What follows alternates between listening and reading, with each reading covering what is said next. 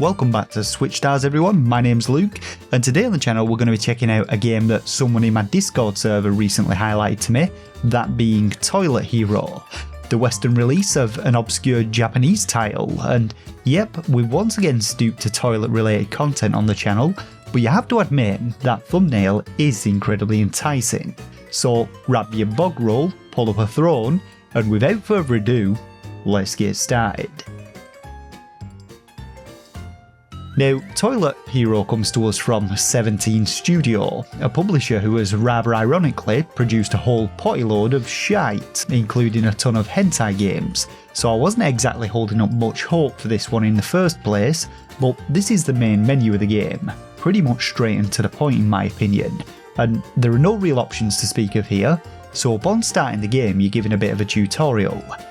Now, this one is a first-person shooter, and right away the controls felt a little off, or at least the movement did. You see, the aim in itself isn't too bad, it's relatively fluid, though there are no gyro controls in the game, but it's the way in which the sidestepping also causes you to lean from side to side and tilts the camera, which really doesn't feel great to aim with.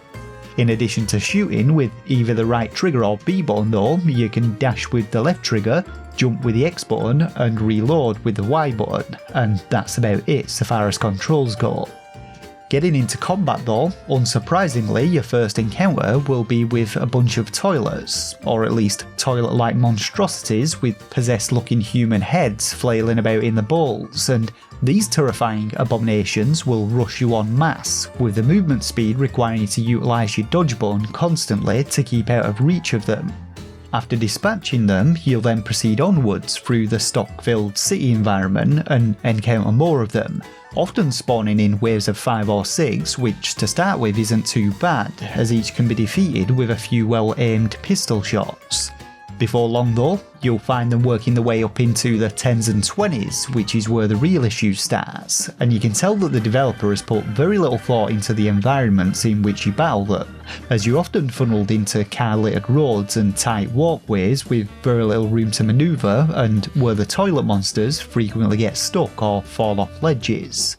The combat itself is fast-paced and frantic though, lending an air of Shadow Warrior to the gameplay, though without any other fun weapons or mechanics or tongue-in-cheek humour, and although you pick up additional weapons along the way, including a second pistol to dual wield and shotguns and another weapon that I didn't actually unlock, the reload speed of these is pitiful, requiring you to constantly switch between weapons. When it comes to the enemies, once again, very little thought, effort or creativeness put into making them unique or exciting.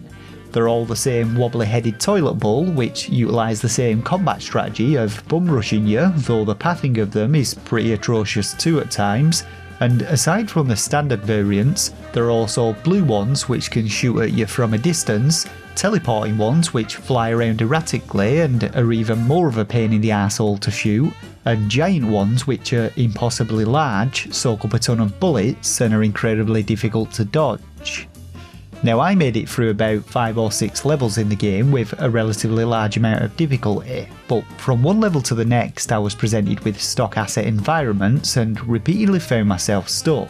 as although the game does have checkpoints, the number of enemies that are thrown at you rapidly ramps up to ridiculous amounts, and as I said, the placements of them and the layouts of the levels themselves really don't help matters or cater for the fast-paced nature of the gameplay. The developer also has the habit of locking you into areas, placing down impassable red barriers, and although you can often skip these with a nifty bit of parkour, this will actually stop future checkpoints from spawning whilst enemy spawn triggers will still activate, so there's no real way of cheating the system in this one.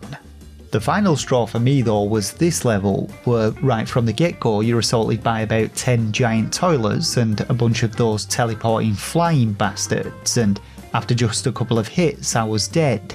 But after repeated attempts, my journey as a toilet hero unfortunately came to an end. All in all, Toilet Hero is one of those bemusing Japanese trash titles that is fun to look at and downright weird in the way that only obscure Japanese developers have managed to master. The first couple of encounters are amusing at best, but the novelty of it all soon wears off, and when it comes down to the gameplay and overall enjoyment factor of the game, unfortunately, it's a load of old shite.